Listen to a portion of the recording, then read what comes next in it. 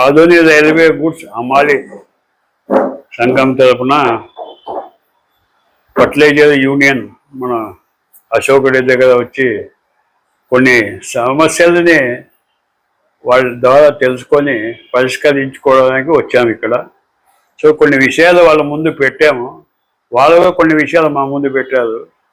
So ఇద్దరు కలిసి ఒక మిడిల్గా ఒక ఒప్పందానికి వస్తున్నాము. అభద్రతా భావం ఉండే అమ్మాయిలకి అలా కాకుండా ఒకవేళ ప్రభుత్వము కంపల్సరీగా ఇష్యూగా షిఫ్ట్ చేస్తే వీళ్ళనే కంటిన్యూ చేసే విధంగా ఒక చర్చ జరిగింది. దానికి వాళ్ళు సమ్యత ఇచ్చినారు. అసలు మేము వాళ్ళు లేకుండా మేము చేయము అంటున్నారు కదా, అయినా వాళ్ళు సాటిస్ఫై కోసం ఒక ఒప్పందం రాసుకుంటున్నాము. అలాగే అది షిఫ్ట్ అనేది ఆయన చేతిలో లేదు, మా చేతిలో లేదు. అది ఎప్పుడు అవుతుంది తప్ప ఇప్పట్లో కాని పరిస్థితి ఉంది అది. ఎందుకంటే బడ్జెట్ బట్టి అలొకేషన్ బట్టి ఉంటుంది.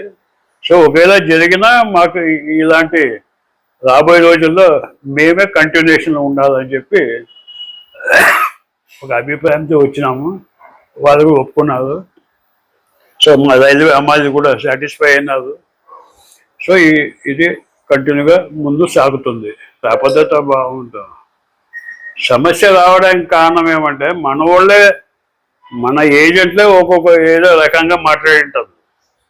వాళ్ళకి వాళ్ళు అడిగిన ప్రశ్నలకి మన ఏజెంట్లు సరైన సమాధానం ఇవ్వలేకపోయింటారు.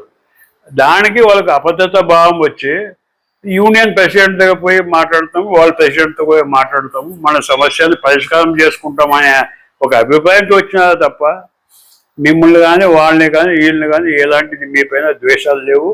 ఇది మంచి సాంప్రదాయం కింద ఇది ఒప్పందాలు చేసుకున్నాము. ఇది ఇలాగే ఉండాలా, రాబోయే రోజుల్లో కూడా ఇది కంటిన్యూషన్ ఇలాగే ఉండాలా. ఇది మాకు లారీ అసోసియేషన్ మాకు సంబంధం లే. ఇప్పుడు లారీ అసోసియేషన్ వాళ్ళకి సంబంధం. మాకు ఒక హమాలీలు తప్ప లారీ అసోసియేషన్ నేనేం లారీ అసోసియేషన్ రిప్రజెంటేటివ్ రాలే. వాళ్ళు ఏదైనా ప్రాబ్లం ఉంటే వాళ్ళు వస్తారు. సో వాళ్ళు కూడా ఏముంది, దూరం పోతే బాడీ పెరుగుతుంది. దానికి ఏమి అడిగే బాపన అడిగే పడలే, దూరం పోతే ఆటోమేటిక్ పెరుగుతుంది. ఇంకోటి 30 సంవత్సరాలు 40 సంవత్సరాల నుంచి మంచి గుడ్ కండిషన్లో మేము నడుస్తున్నాము. ఈ జిల్లాలోనే మాది ఏమన్నా యూనియన్ కానీ మేము యూనియన్గా వచ్చి ఇక్కడ గొడవ చేసేది ఏం లేదు. ఒక్కసారి మాట్లాడతాము, మళ్ళీ 2-3 ఏళ్ళలోపు మేము కలిసేది లేదు. ఎక్కడ కనపడితే అలవాటం అంతే తప్ప వాళ్ళు కూడా 3 ఏళ్ళు ఎక్కడ కనపడితే నమస్కారం. అంతేగాని ఏ రోజు కూడా మా అమ్మాయిలు ఒక్క ఫిర్యాదు కూడా నా దగ్గర తీసుకురాదు. హెల్త్గా ఉంది, ఆరోగ్యంగా నడుస్తుంది. వాళ్ళు బాగుండాలి, ట్రేడర్స్ బాగుండాలి, అందరూ బాగుండాలి. రైల్వే స్టేషన్కి ఆదాయం రావాలి.